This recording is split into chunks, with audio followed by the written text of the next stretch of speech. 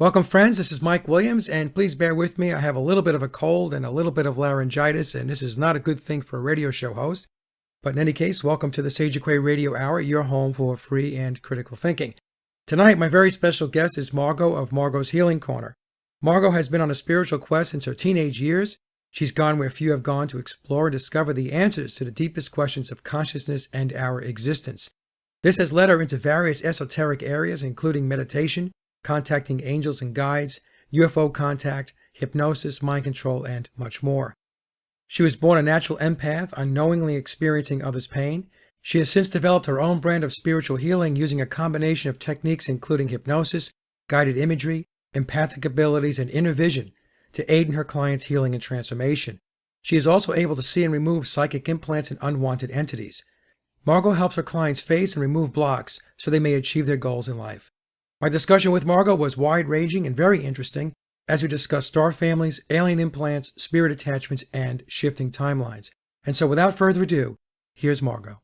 Margo, welcome to the show, and I was wondering, as a new guest, if you can just give us a little bit of your background, how you got into hypnosis and how you got into the work that you're doing with the etheric and aliens and UFOs and the such. So if you can give us a little rundown, that would be great. Okay, thanks, Mike. I really appreciate being on your show. It's really exciting to be here also with another hypnotist. So we'll be able to share some things that people probably haven't heard before. As for my background, I was introduced to hypnosis when I was 5. I was hypnotized by accident. My brother used to bite his fingernails a lot, and my dad was interested in hypnosis and the alternative stuff, and so he took my brother to a hypnotist, and the whole family went. It was a stage hypnotist, and after the show, my dad had made an appointment to take my brother to this hypnotist to be hypnotized to stop biting his fingernails. And so we were all in the room, and I was sitting over on the side, and the hypnotist had put my brother into trance. And as soon as he put him into trance, he came over to me and lifted my arm, and it fell into my lap, and he said, "She's a very good subject." And so I got hypnotized by default, and I've always been interested in hypnosis and spiritual things, and trying to find the truth and trying to understand what's going on in this world. And it's kind of hard to do when you don't know what's happening and what's right and what's not right and what's true and what's not true. And I always kind of felt like I wasn't from here. I felt like I didn't belong with my family. I felt like things just weren't right. And I had my first UFO sighting when I was 19, and it was a reddish-orange cigar-shaped object that appeared in the sky, and it was descending at right angles and went behind the tree line. And I drove trying to find it, and I didn't find it. And then I had another UFO sighting a few years later, in which it was kind of a balloon-shaped object, like a helium balloon, and it was purplish and opaque, and it came over in the sky, and it didn't make any sound, and it came right over, and it took about 30 seconds for it to come over. And those were my first 2 conscious sightings. And then in 1985, I started taking pictures in which craft would show up in the pictures, but I didn't see anything when I was taking the pictures, but then they would show up. And they were pretty interesting, and that got me started on my quest to find out what was going on. And then in 1992 was when I started attending UFO conferences, and I started making contact with my angels and guides, and in making that contact, my star family started coming in, who are the Arcturians. And I didn't realize that that's all kind of together, because your star family can be guiding you just as well as your angels and guides. And so that got me on my path and on my journey.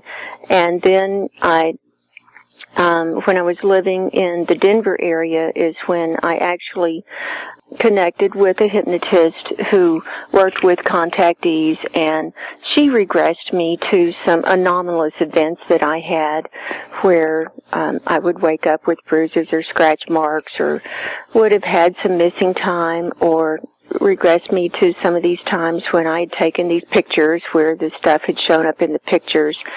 And on every single occasion, every single hypnosis session, it was alien contact.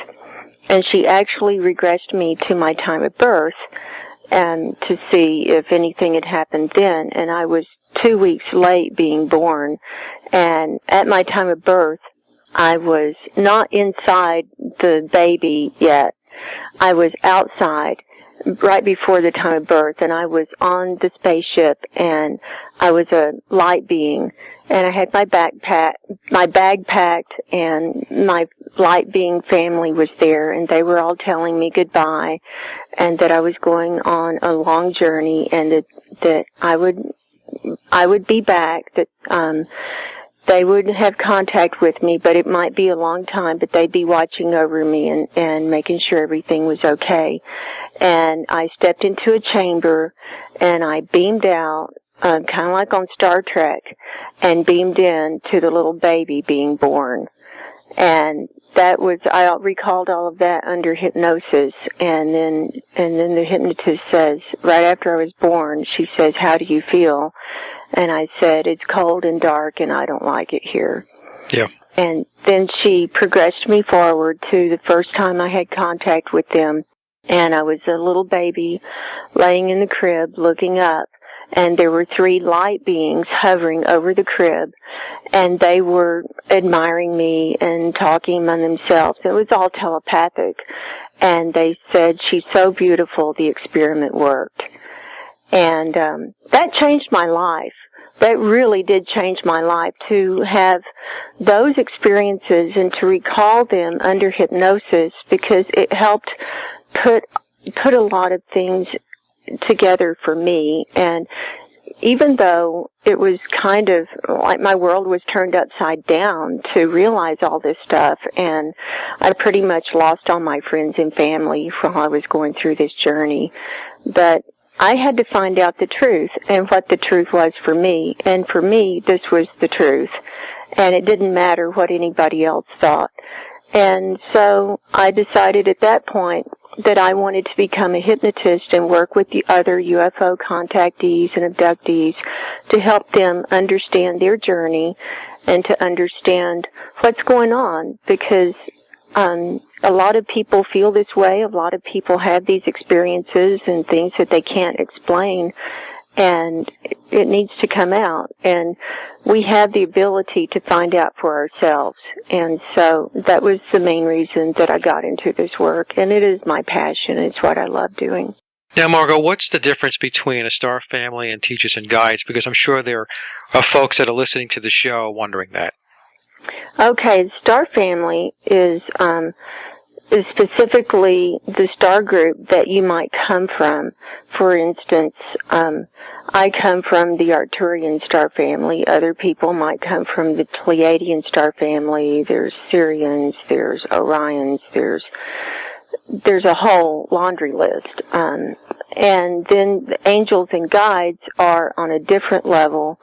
I feel like the star family, they can also guide you, and they can act like angelic beings, but they're not actually the angels like I see angels. I see them differently, and I interact with them differently. And when I first started seeing the angels, they looked like angels to me with the wings and stuff. And star families, they don't have wings a lot of times. Sometimes they do, but my star family doesn't.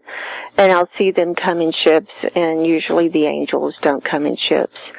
And I think it just depends on what you're trying to accomplish, as far as whether you're going to contact angels or guides or star family.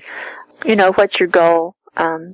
if you want to leave it open to the Creator to help guide you in that, then, sometimes they all come in at the same time. I've had that experience too, so. Well, now, then it sounds like the star families, they are another existence, if you will, whereas the teachers and the guides would be on a spiritual realm. Right. And the star family, they can be in another dimension. Right. And they might be coming through in another, you're like in an altered state, and that's why it's when you go into hypnosis, you can communicate with them, because if they're in another dimension, you're not going to be able to consciously connect with them if you're in 3D. So you have to change your frequency and reference point so that you can interface with them. And I do feel like they are interdimensional from different frequencies and other dimensions, but they are physical. But, if it's 5D or 7D, it's going to be a different frequency and a different kind of physicality than if you're 3D. Now, was your star family, were they human-looking, or did they take on another form? They were humanoid. They look like white beings of light. They do have humanoid properties. They have a head and, the two arms and the hands. But the Arcturians that I've seen have 2 fingers and a thumb. I have not seen the 5 fingers. They have 2 fingers and a thumb, and they use those to direct energy into the being. This is very interesting because what you're describing, and to the audience, Margo and I have not discussed this before. Myself and another colleague who does the same type of work, we talked about the star families, because when we do the spiritual regressions and we get our clients into altered state of consciousness, they wind up in other worlds or other dimensions, and it's not the spirit world. And that's why I'd asked the question before. And so this is very interesting to me because you're doing this work, and like I said, you and I have not spoken about this, and you're bringing forth the exact same type of information that I have gleaned from my sessions, and colleagues of mine who do this work have also brought it forth. So this is very, very interesting. Yeah, this is confirmation that this is real then, and this is, we're all hooking into the same thing. Yeah, and no, we have not talked about, we talked, 15 minutes before we decided to do the interview. Right, so, right. Yeah. Yeah, we didn't swap notes. We didn't cover, no, we didn't swap notes. We've not worked together, and I don't know you. We're getting to know each other, and I hope we'll be friends for a very long time. But, no, this is all independent information that we've gotten in. Now, Margo, when a soul comes in, and in your case, you were with your star family, and they brought you into the incarnation here on Earth. What is the purpose of incarnating and coming to Earth? I mean, I know the answer to that from my work, but I want you to be able to explain that to the audience, because there may be a lot of folks listening to this that are very new to this. Okay. Well, different people have different reasons for coming. My purpose is to come and bring light and bring that star energy and that Arcturian energy to this lifetime, and also to help others to realize their own divine connection and their path. Other people might have other things they need to accomplish. Some people think that Earth is a planet where we need to come and learn lessons and things like that. It's a hard planet. It's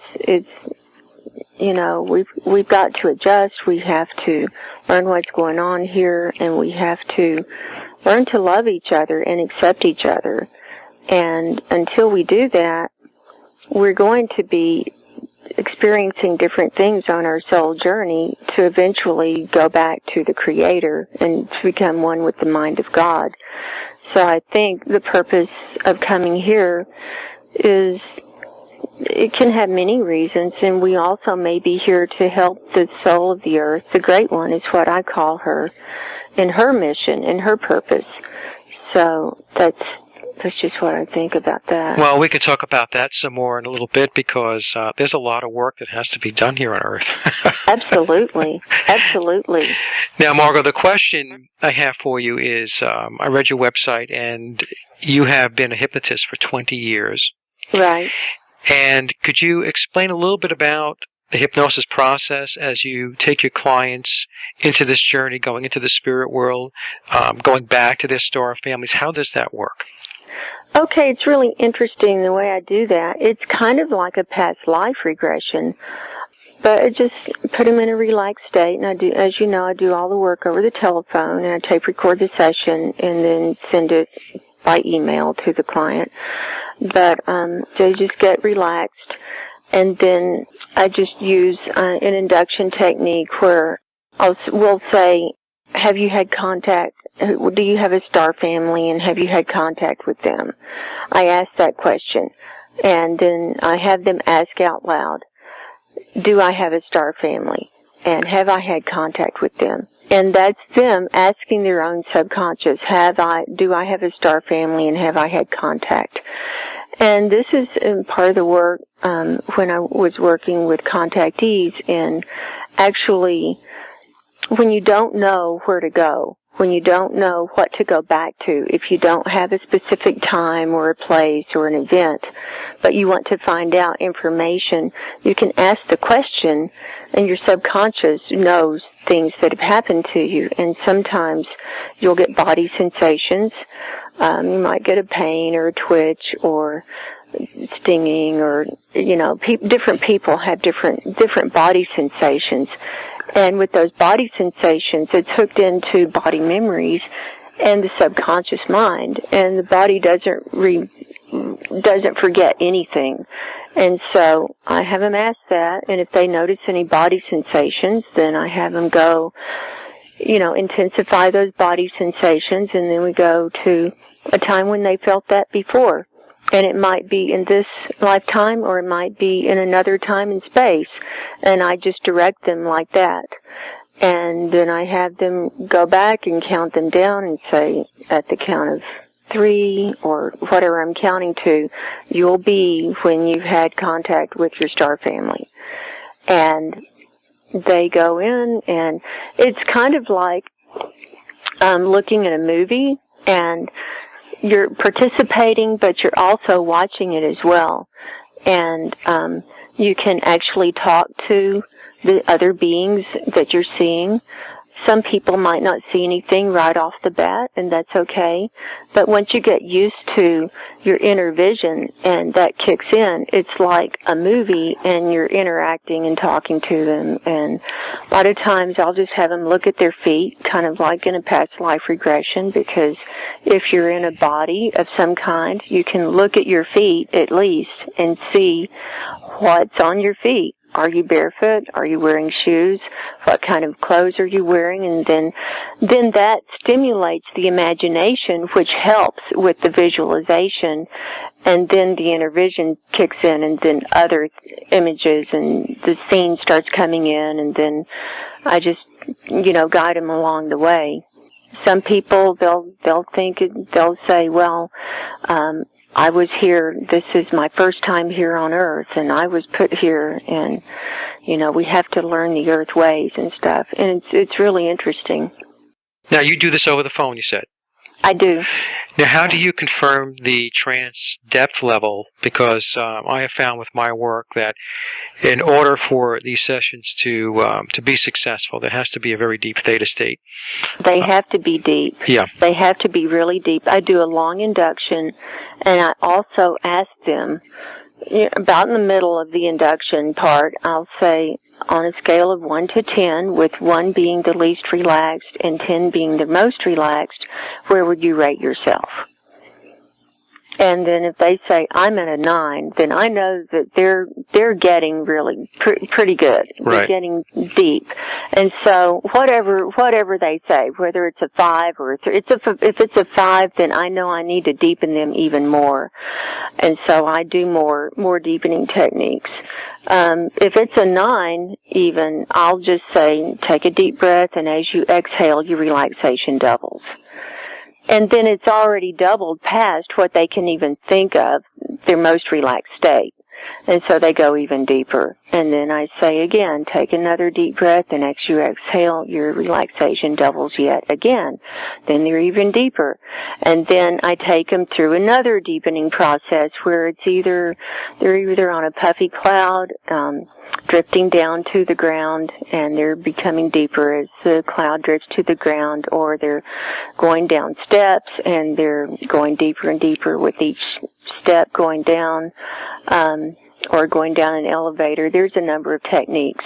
And so by the time we get done with all of the deepening, I feel pretty confident that they're in the correct level. And I also ask for their subconscious mind to take them to the correct level for our work tonight or the day. That their mind takes them to that right level. That gives them permission to do that too. And so, they're interacting, and their subconscious is taking them to the level for their experience at that time. Okay, so you have this lengthy induction. There's a lot of deepening. You're getting them down to a very, very deep trance state. And I tell my clients that when I do spiritual regressions, Margo, that feelings and emotions typically manifest first. Right. Because this is at least my experience. Unfortunately, there's a lot of, YouTube videos, and there's books out there that they want to make it appear, or they present it in a way where it's all this visual stuff, and you're seeing all this activity and so on. Not that you won't get there. It's just that I have found that for a lot of clients, they have to get that emotional or that kinesthetic foundation built first. And once they get that established, then what happens is the inner eye starts to tune in, and that's when they start getting their imagery and so on. So I think it's an important point to bring out to the audience, because when you do read the books, you read the Brian Weiss books or the Michael Newton books, or you're watching stuff on YouTube, you have to be aware that, especially from the book perspective, those books are written to sell books. Right. And some people are going to be better subjects than others. It doesn't mean that it can't be done. Exactly. And I found that as well. And some people will go into trance and they say, I don't see a thing. And I say, that's fine. What are you feeling? Right. What are you sensing? What do you feel in your body? What kind of emotions are you having? Are you having any thoughts? What's coming in? And whatever comes in, we just go with that, and we just follow that thread and just keep following it and following it, and eventually most people will see something, and then they can have their experience. And that's part of learning to work with that inner eye and that inner vision. Yeah, some people will say that the client is making all this stuff up. It's all constructed memory. So what do you say to the naysayers who want to come forth and say, oh, this is just a bunch of nonsense? These people are making this stuff up. They're just gullible. Well, I tell them that it really doesn't matter, because what matters is the person's experience. What matters is this experience helping them resolve their issues? Is it helping them feel better about who they are and what they're here to do? And it doesn't matter what anybody else thinks. Well, that's what I tell my clients, too. I tell them after the sessions that they really need to take some time and be introspective and reflect on what it is that came forth, what the messages are, what it is they're supposed to know. And I do tell them to stay away from folks, even if they're family and friends, that are going to essentially try to knock the rungs out from underneath the experience. That's right, because you don't want them influenced by other people, and we can be so easily influenced, and so a lot of people are very suggestible that way. it's a peer thing, and you have to have a pretty strong ego in order to do this work and to accept what you see and what your experiences are. And it's a lonely path. It can be a lonely path at the beginning while you're exploring your own experiences and trying to figure out who you are and what you're here to do, because other people will just jump right in and interpret it for you. And that's not what you want. You want to interpret it for yourself. And I think that's one reason I lost most of my friends and family over this, because I wasn't going to stop until I got some answers that made me feel better. And they weren't happy with them. And I didn't care. I didn't care if they weren't happy with them. These are the answers I got. It's amazing how many people want to criticize and instill doubt. Right. Into someone. And these are people who don't know anything about the subject. They've never been hypnotized. Exactly. They've never done any research on it. They've just seen stuff on TV or on YouTube or something like that. And I find these are the most ignorant people, and they're the first to criticize. And I steer away from those people, and I try not to have those kind of people in my life at all. And so, if you have people like that, you might need to rethink who you want as friends, and what kind of contact you want to have. Yeah, what I tell folks who want to debate me, I don't debate anybody these days. I don't either. No, I don't either. I really don't. This is what I say to them. They'll learn that I do this type of work, spiritual regression, past lives, between lives. Mm-hmm. And then they'll want to, again, they want to debate, and they want to tell me that it's not real. And then I'll say to them, okay, I'll tell you what. Let's make an appointment. I'll do a session free. You can get in the chair. Okay? Just come with an open mind.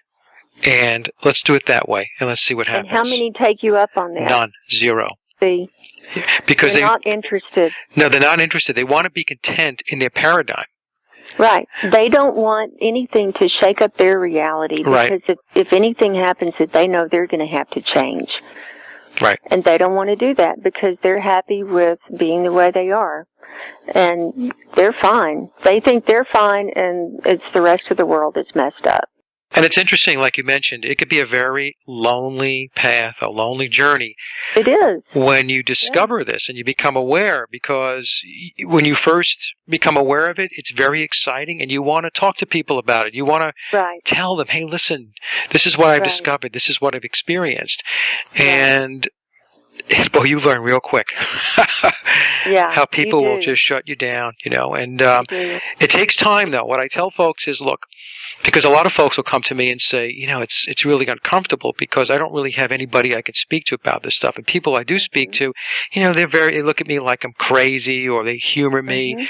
And I tell them, stay on your path, because what will happen is your reality will manifest into a different direction, and you will find your tribe. You will find those folks that you're supposed to be with. And in this process, because it is a process in which you evolve, you're going to disconnect and detach from people that may have been very close to you in your life. You might wind up leaving them altogether. I'm not talking about leaving your spouse. I'm just saying leaving certain folks behind, or distancing yourself from them, and moving toward a different set of people, and like-minded folks that have very similar experiences. And then when you get there, then what happens is your spiritual growth really takes off, because now you have a support group, if you will, that will help you to further build upon what it is that you experienced. Right. That's been my experience as well. And you have to go into this with an open mind, and you have to be able to let go of all preconceived notions and all preconceived beliefs. Because your belief system, whatever belief system, before you start in on this work, it's going to change, and it will change. And you want it to change because the old system wasn't working for you. The old system was giving you post-traumatic stress syndrome, or anxiety, or doubts and fears, and you want to understand these things. You don't want those things anymore. And so in order to get those things out of your life, you have to change your belief system, and it will change as you understand the truth of what's been happening to you, and start putting the pieces of the puzzle together. And I found that every time I found an answer, I had 100 more questions, and I just kept going. And now, if I have a question, I go right to source. I don't go anywhere else. I go right to source, and if it's not the answer I want, I just wait a while. And I say, okay, I give up. I give up my preconceived notions and what I want and what I feel like I need and want, because I don't know what's best. And so eventually, people will get there, but this is all part of the process. It is, and I want to make one point also for the audience's benefit. When Margo and I talk about the memories or the experience, what happens is once the client gets traction in that trance state, then the experience, the imagery, whatever it is they're experiencing, it's very spontaneous, it's very fluid, it's seamless. And what I find amazing about it, Margo, is it builds an entire storyline. Yes. For the client, and it culminates to a conclusion, and that conclusion typically is messages and lessons and understanding and wisdom and knowledge that you're supposed to bring with you to help you to better navigate your current life path. And so if you were involved in, if you were constructing memory, in other words, you were making it up, you couldn't do that. I mean, you could not put a storyline together. No, and I have clients, they re-listen to these tapes and they say, this doesn't sound like me. I could never bring forth that, I don't talk like that in normal life. I don't have these wisdoms and these teachings in normal life. And that's what I found as well when I started doing my own inner work. And I was contacting angels and guides, and they were giving me all kinds of wisdom and teachings, and it's like, where did this come from? And it didn't sound like me. And, when you start talking about this to people, some people will say, oh, well, you were possessed. That's not good. That's not good. No, you're not possessed. You're tapping into another part of reality, and you're tapping into another part of this great God mind, and you're not possessed because you're able to control the experience and you can come out of it, and you're not taken over. Well, and you're actually tapping into an experience that if our humanity and our consciousness weren't suppressed, this wouldn't be odd at all. Right? So that's the thing. People think it's odd because they have been taught since the day they were born that you can't do this stuff, that it's ridiculous. As a child, if you talk about certain experiences, you'll be told that you have an active imagination. Now, cut it out and go do your homework or something to that effect. And that's the thing. People, they really don't understand what existence really is. No, they don't. They think it's just right here, what they can see. Yes. But it's not. It's so much more. And we are taught to unlearn these things. We come into this world being able to see spirits, being able to see energies, being able to communicate with the other realms. But at a very young age, we're taught that that's not normal, and we're shut down. And we're shut down by the food and the vaccinations and, all the other stuff, too. And so it's a long journey. And so the opening and the awakening takes many different forms, and it just depends on, how hard you want to work at it and how awake you want to become. But it never stops. It never stops. It just is an evolving thing. Yeah, you're on a good point. Maybe we could talk about this a little bit, because I think there's a lot of folks out there that they haven't connected these dots yet. Now, more and more people are, but there's still a lot of people that have not. When we talk about GMOs, vaccines, fluoride, the mind control that permeates virtually every aspect of life, what's going on there is an intention to damage the mind-body dynamic. In other words, to keep you in a box, to keep you from realizing who you are as a human. You're a divine being. Right. And you do have spiritual abilities. You do have the ability to go into altered state of consciousness, to be able to connect back to the divine. But all of this stuff is being shut down. And it gets very disheartening sometimes, Margo, because I don't know about you, but I will go to the store and I will take a look around and take a look at the folks that, are in the store. And it's very clear to me that they're almost soulless. Right. There's a vacancy sign in their eyes. Right. And they have had their life force sucked out of them. Right. I mean, I don't want to get too dramatic about this, but do you see this also? I feel the same way. Yeah. No, I feel the same way. I feel exactly the same way. And I have friends that I talk to, and they feel the same way. And, we've been at the point of giving up. I mean, we ourselves have been in the point of giving up as to even try and help people or try to interact or try to talk to someone, because it's such a schism. It's such a large break from how I see the world and how they're reacting with the world. And it's like, what do you do? Yeah, I know. Sometimes I feel like I'm on the outside looking in. Like I'll read the what's going on as an example, the mainstream media, with all their propaganda and all the nonsense they have out there, and I feel detached from that reality. I don't feel like I'm a part of that reality. I don't even feel like that's my world. Yeah.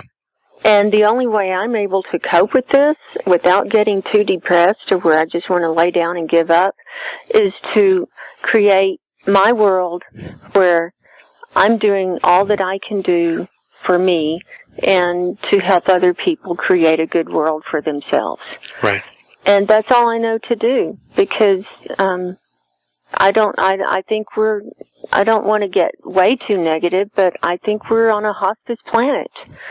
That's pretty negative, but and I've done hospice work, and it's not that bad, because it's the person's getting ready to leave. They're getting ready to leave their life that they've had, that they've struggled with, and where they feel like they've had so many failures. But I've sat with hospice patients and held their hand and talked to their angels and helped them cross over, and it's not a bad thing at all. In fact, it's a good thing. It's a good thing to get us ready for that journey. And maybe that's what we're doing here, is to get, if we can start on that spiritual journey here in this life while we're still aware in this 3D, then, we won't be so lost when we cross over. Many of the problems in the world, in my view, manifest because there is a lack of connectedness going back to spirit. Right, absolutely. And I agree. I take a look at what's going on, and it can get extremely disheartening and depressing sometimes. And so I had this discussion the other day with Zen Gardner. I was talking to Zen, and I said, the trap we cannot fall into is that one person cannot solve the world's problems. What has to happen is each of us has our part. And each of us has to do our work. First, we have to do our inner work. We have to be healthy spiritually. Right. And then, we touch one person. And then now there's two of us. And then the two of us touch somebody else. And now there's four. And so what happens is it grows exponentially. Right. Right. It's a tough job, because as we're trying to do this work, those that don't want this work to get done, I call them the controllers. Mm-hmm. They're very busy 24/7. Right. Making sure that they keep things just the way they are, because they want to stay in control, and they want to be able to herd humanity in a certain direction. So that's why it's a very, very tough job, because it's not like we don't have opposition. There's a lot of opposition to the work that we're doing. A lot. Right. And some people are opposed more than others, and some people are scrutinized more than others. And it's like some people, it's like everywhere you turn, it's like roadblock, roadblock, roadblock. but you just got to keep going. And when I have roadblocks come up, I just say, well, I must be on the right path. I must be doing something right. If they're that upset about me having this new idea or this new person I'm going to talk to or work with, if they're that upset that they're going to make me fall down or, whatever happens, or they make my computer crash in the middle of a really important thing that I'm doing or something I'm doing on my website, then, I must be on the right path. Right. Yeah, I've had that too. It just gives me more energy to move forward. Yeah, exactly. It motivates you some more because it is a piece of it that says, no, you're not going to get away with that. Right. I've had that too. I do a lot of shows, and I have some, all of my guests are great people, and they have their areas of expertise and their skills. And there's been many times, Margo, where we get into a certain topic, a certain thread, and all of a sudden on Skype, everything will get jumbled. Right. It's almost like, you're not going to communicate that out, But, right. We persevere. We're like, no, you know what? We are going to get that out. Right. Right. So it's really, it's a battle. Now, the other thing I wanted to talk to you about, because you have some great articles on your website, and it's margoshealingcorner.com, and I'll have that at the end of the show, so folks can click and go there. But one of your articles is removal of alien, etheric, and energetic implants and entities. Right. Could you talk to us a little bit about that? Okay, this is a topic that most people are not familiar with, and when I had heard about it in the past, I kind of blew it off. I thought, oh, what good would that do me, even though I'm into all this far-out stuff and had UFO contact and worked with contactees. I thought, what is that really?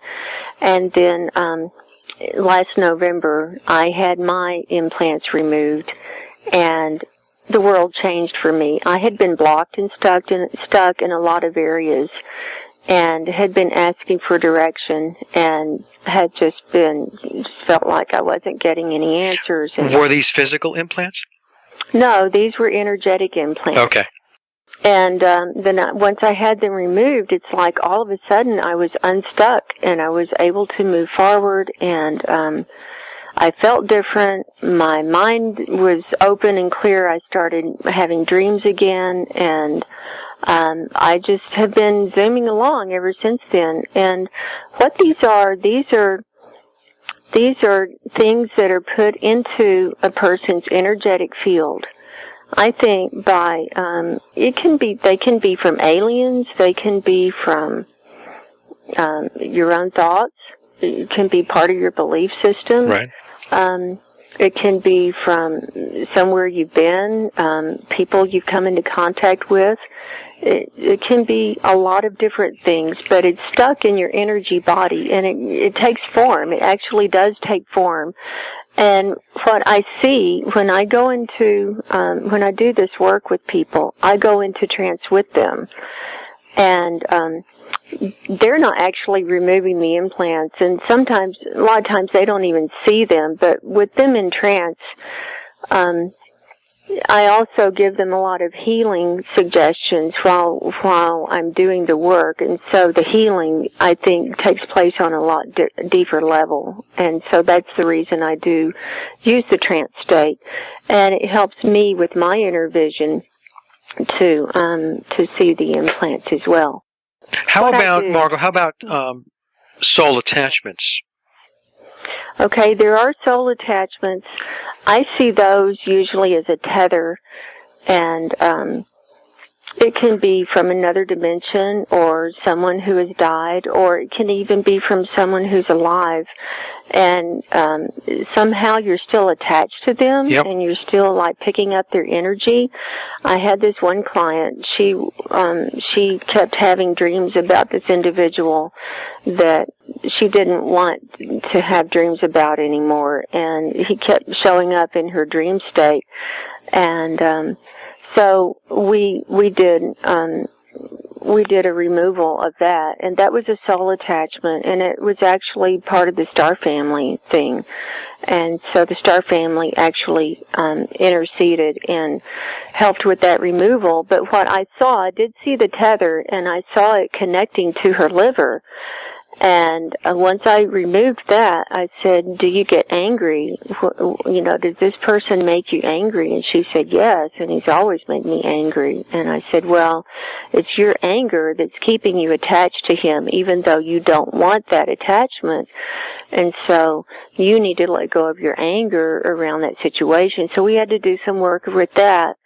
And she had to forgive herself even, and you know, not just forgiving the other person, but I mean, there's a lot that goes on so that you can let go of the energy that's keeping that attachment. And so even though an implant might be removed or an attachment is removed, you really have to watch your thoughts and your energy, otherwise it can come back.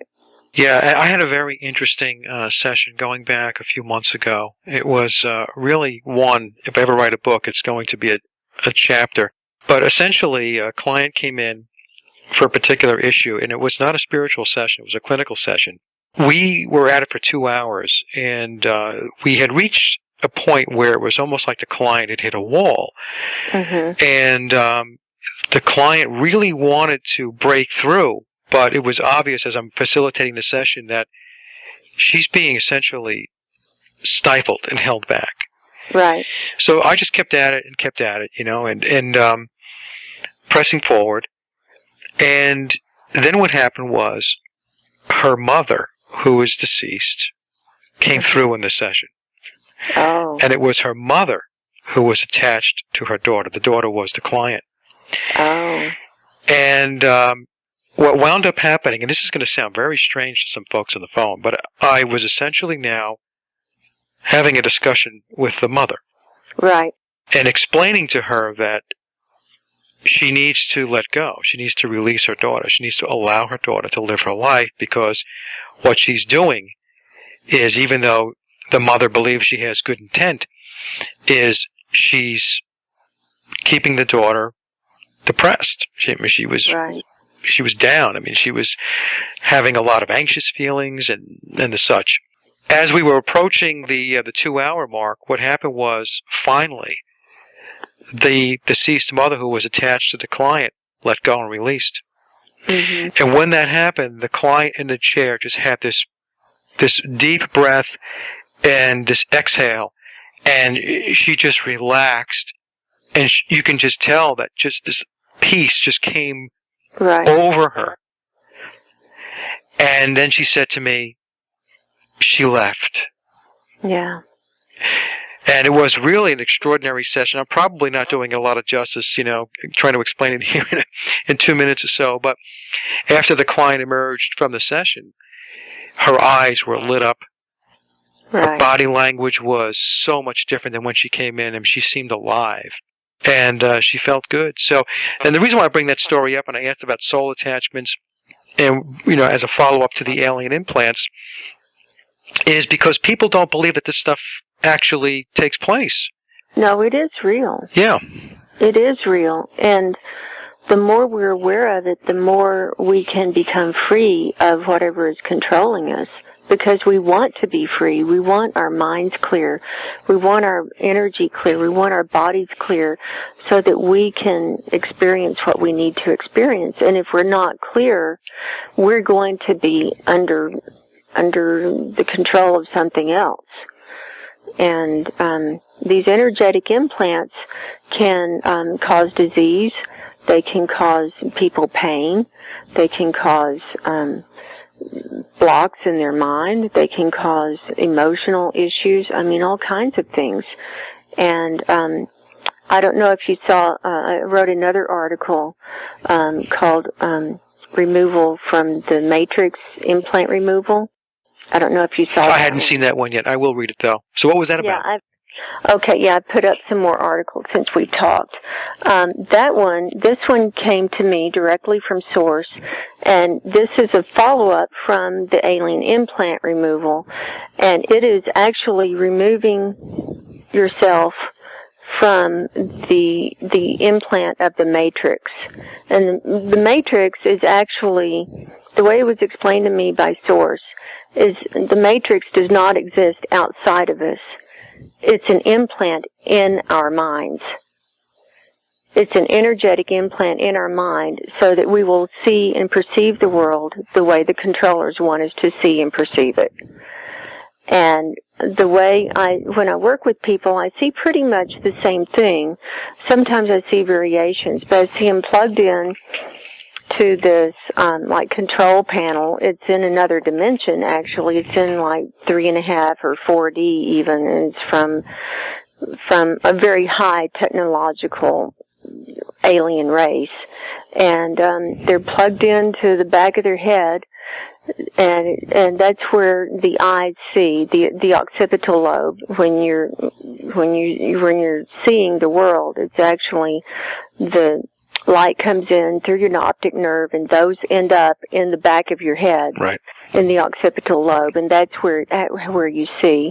And so I see plugs coming in through the occipital lobe to control how we see the world, and I see plugs coming into the back of the heart to control how you feel about people and you know, your expression and love and things like that.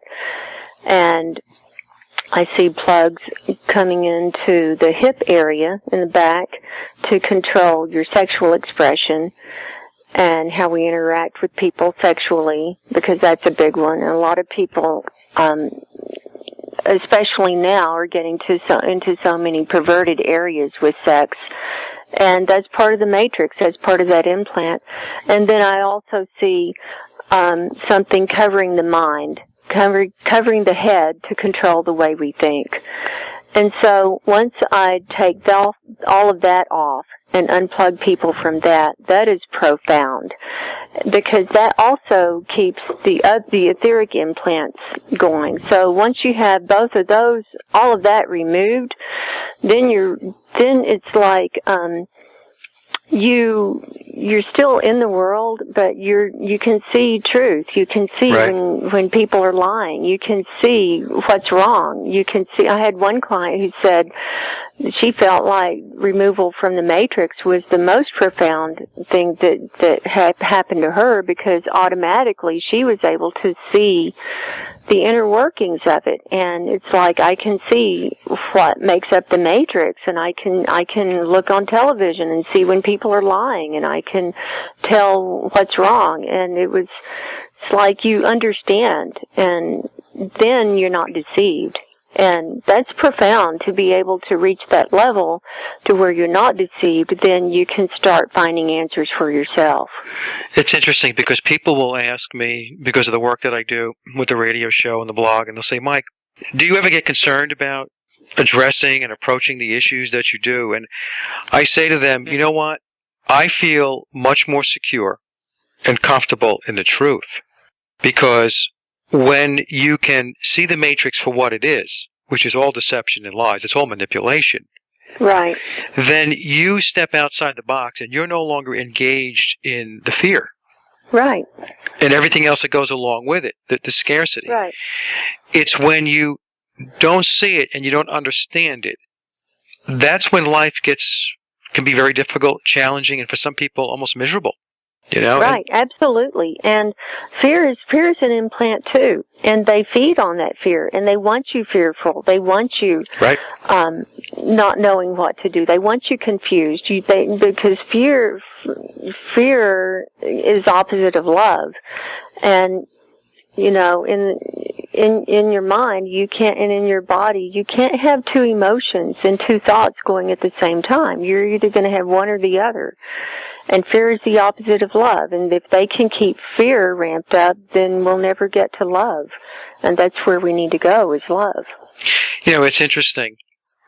As I speak to folks like yourself about their ability to see the matrix for what it is, I'm trying to think of an exception, and I can't think of one. But virtually everybody that I know that's involved in this has had some spiritual awakening, some inner work that had to get done before they were able to see through the lies and the deception. That's right. Right, because our whole purpose here is spiritual. It's not physical.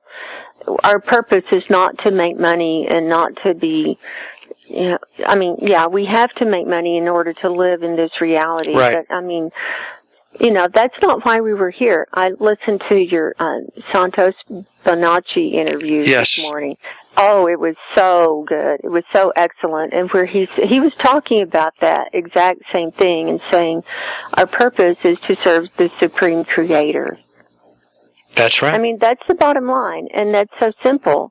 But it's so hard to get there because this world is a dark world, and it's controlled by the controllers and by the dark side. And I feel like we're infiltrators, coming in to bring the light and to help as many people as we can to bring their light forth and their divine. It is a dark world, Margo, and a lot of people they don't see it. They don't see it for what it is. In other words, let me see if I can put some examples around this. The whole fact that the world is based upon a system of commerce and consumption. Right. It is the furthest thing from spirit you can possibly get. You're so far from the mothership, it's right. not even funny. Right. And you're taught that the more money you make, the more of a person you are. Right. You're more of a human being than the next person.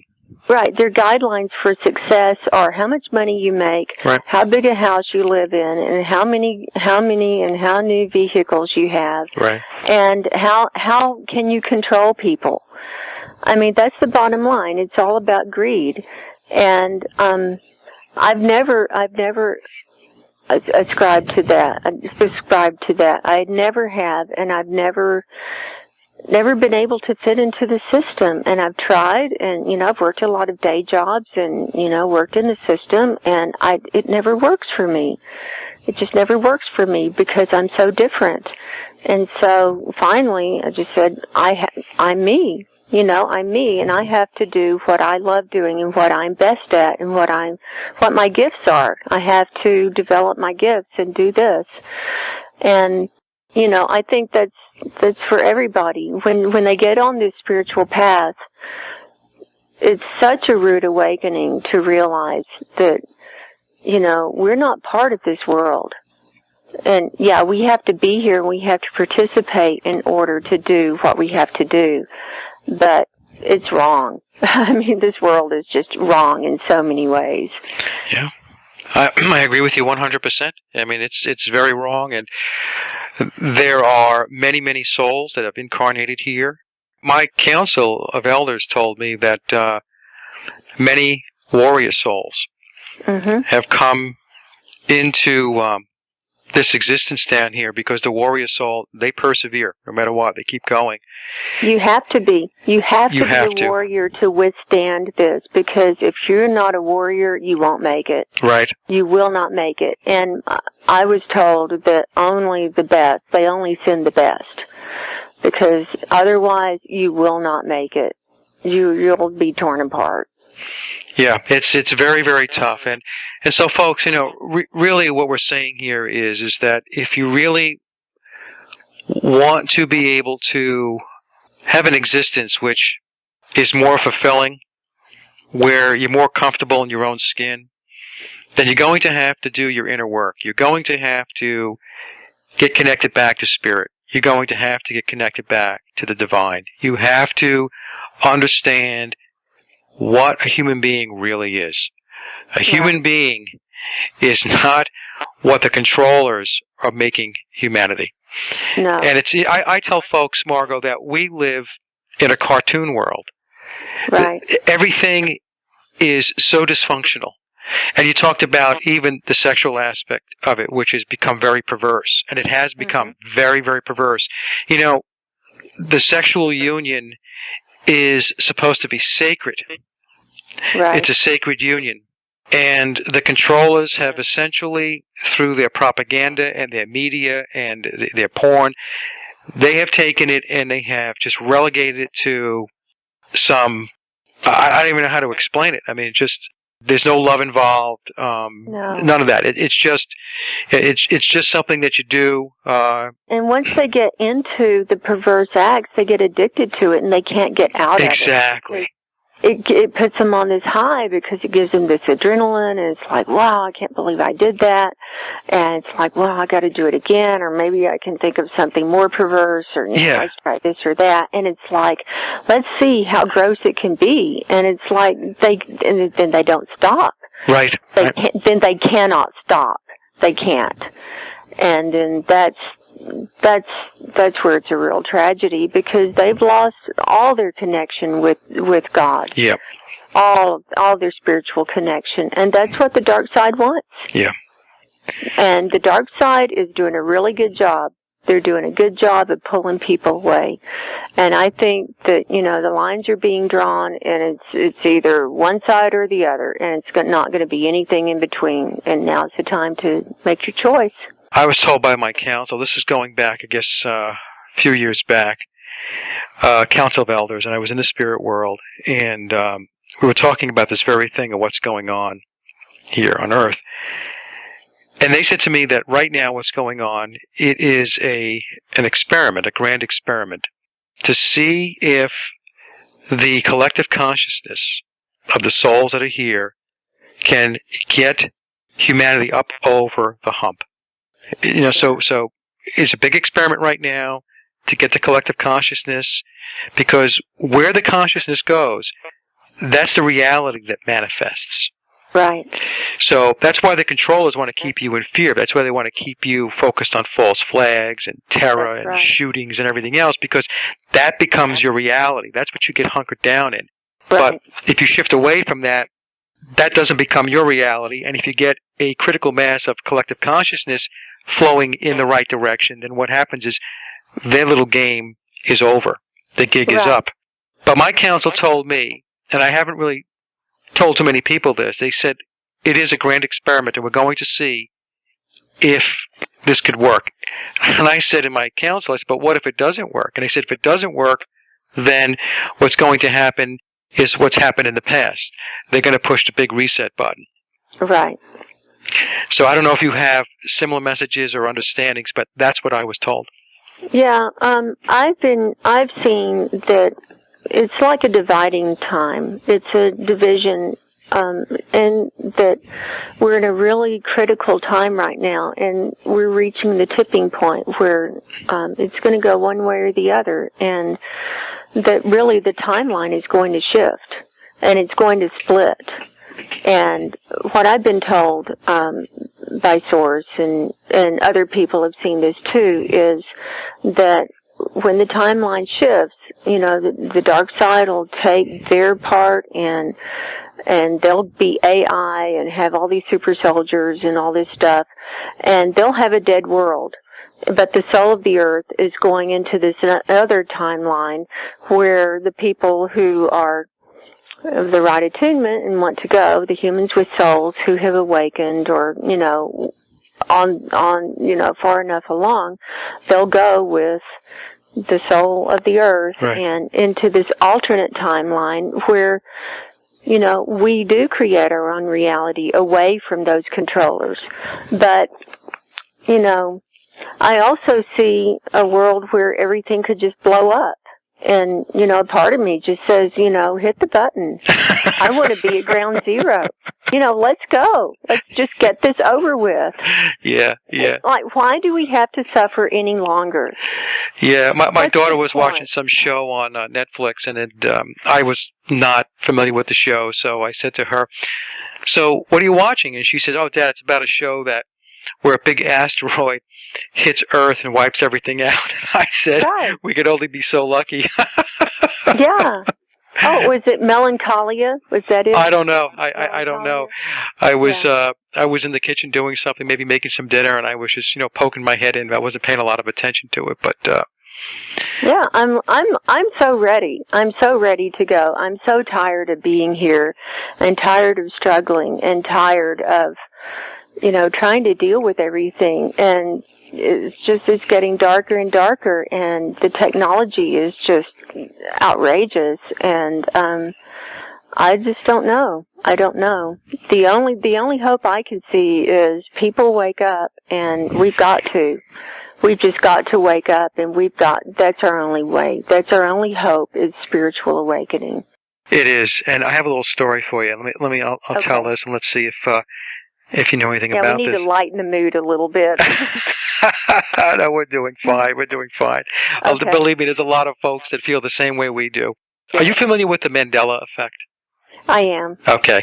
Well, I'm one of those people that remembers people dying before they died again. Right, the different timelines. Okay, yeah. So, about 3 or 4 years ago, a good friend of mine sent me a link to an article on Before It's News, and it was about this phenomenon where people remember people dying before they died again. So, as an example, right, the Mandela effect is called the Mandela effect because there are people that remember Nelson Mandela dying prior to Nelson Mandela dying, like I think it was maybe 2 or 3 years ago. Right, yeah, he died a long time ago. Right, I remember that. I remember Nelson Mandela. That. Yeah. Right. Here's another one for you. So I'm reading this article, and it says, now some people, they remember Kirk Douglas dying, but Kirk Douglas is alive. And I said, Kirk Douglas is not alive. I remember Kirk Douglas dying, and I remember the funeral taking place out in L.A., and I remember Michael Douglas coming out of the services just bawling, just he couldn't contain himself. He was crying, his father passed away. So, I'm reading this article, and then as I'm reading it, I go on to the internet. I'm like, what? This is a bunch of nonsense. Of course he's dead. I go on, and he's alive, and he's blogging out in California or something. I could not believe it, Margo. I couldn't believe it. And then they mentioned Helen Thomas, who was one of the lead journalists for the White House. And I remembered the headlines on a newspaper way back when, which said that Helen Thomas passed away. She died. And then, of course, Helen Thomas, she died again. She didn't die when I thought she died. She died much later on. The same thing with Richard Chamberlain. So this is a very, very interesting phenomenon because it speaks to, in my view, just a theory, that they're playing with the timelines. Right. Right, that they're manipulating the timelines. What are your thoughts on that? Well, my thoughts are absolutely, and they can remote view the future and see, how a certain event is going to play out, and then they don't want it to play out that way, so they'll go back and manipulate the past. And when that happens, we're flipped into another timeline. Yep. And so in the new timeline, that person didn't die at that time. But most people don't remember that because maybe they're not all humans with a soul. Maybe they're AI. Maybe they weren't awake enough. Maybe they weren't of a certain frequency to have that awareness. I've had situations where I'll go in a store and everything is different. I was there like a week ago and it's like everything has been moved around in the store. And it's like, what happened? Oh, well, we changed this like 3 months ago. It's like, no, you didn't. And I remember I went hiking in one of my favorite hiking places, and I had been there, I don't know, 3 or 6 months before, and I went, and it had all been developed into parking lots and hiking trails and, porta potties, and they can't do that in 6 months. Yeah. I'm sorry, you cannot do that in a national forest in 6 months. It doesn't happen. And I was spinning. I literally could not stand up. My reality was blown. And that was years ago. And that's when I started realizing that the world is shifting around us. And it can shift right in front of our eyes. I was shopping one day in a grocery store, and I had gotten some groceries, and I'd put them in my basket, and I turned around, and I was getting like bulk almonds or something, and so I went around, and my grocery cart was gone. My cart was gone, and in place of my cart was like somebody's cart with all this junk food in it. Yeah. That's not my cart. Yeah. And I went looking all over the store for my grocery cart. It was gone. Yeah. And I had to start all over. I swear. I mean, this stuff happens to me all the time. All the time. We're jumping around, timelines shift, timelines change. I've had instances where when I was working a day job, the people I was working with, they would be different. They would be different. They wouldn't have remembered things that, cases we had worked on or things we had talked about, and they would look different. They would act different. I would have the paperwork there, but they would say, well, no, that didn't happen. And then I'd say, well, but it happened in my world. But it didn't happen in their world.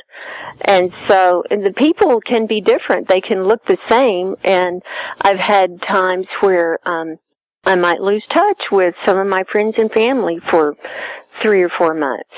It might have been a while since I've sent an email. And it's like, well, I haven't talked to them in a while. I haven't written them in a while. So I'll email them. And we pick back up.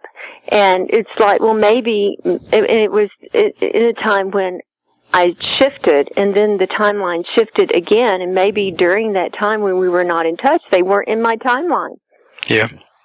I don't know. It's crazy. Yeah, it is crazy. I have a theory that 9/11, when they did 9/11, that was a big ritual, and absolutely that the controllers know that by steering consciousness, they can manifest reality. So that's why I tell folks all the time, your thoughts create your reality. So what they do is they steer your thoughts. And by putting your thoughts in a certain place, a certain space, then what happens is they manifest their reality. And so I think since 9/11, which was 15 years ago, the world's consciousness, their focus, their thoughts, was on the attack in New York. Right.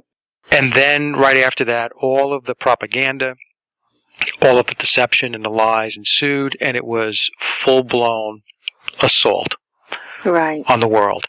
Well, that's when Homeland Security came in. They had all that set up, ready to go. Oh, exactly. Oh, yeah. Yeah, the Patriot Act was already written, all that stuff, Right. And by the way, 15 years later, with everything that's come out, there are still people that believe the fairy tale of, the official story.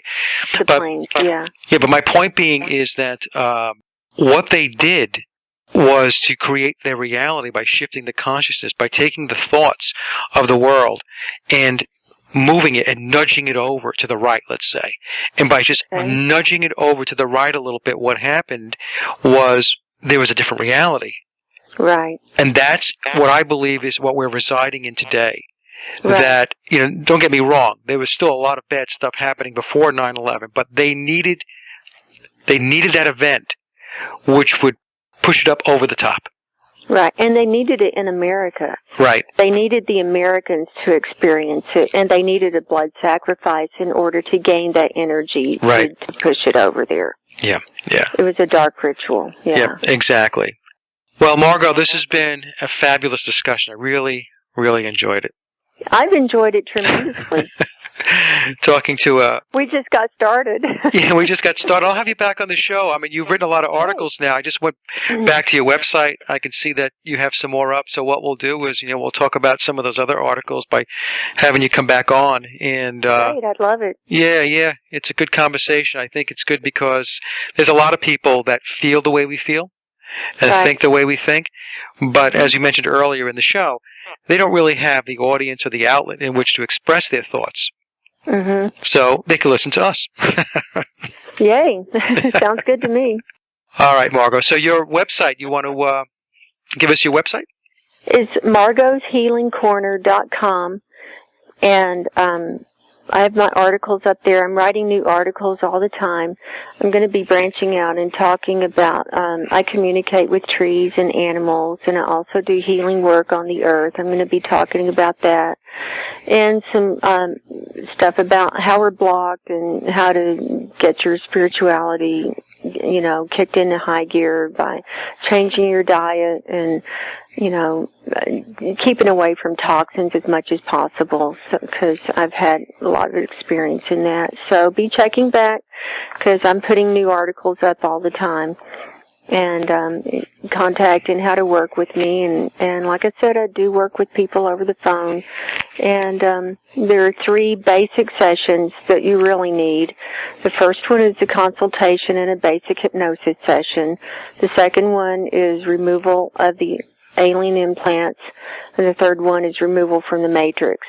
And I find when people do those 3 sessions right up front, then they're really ready to go to do other work with me. And it's otherwise they're really blocked, and we want you as open as possible, so because your belief system and your world is going to be thrown upside down when you start doing this work. Right. That's right.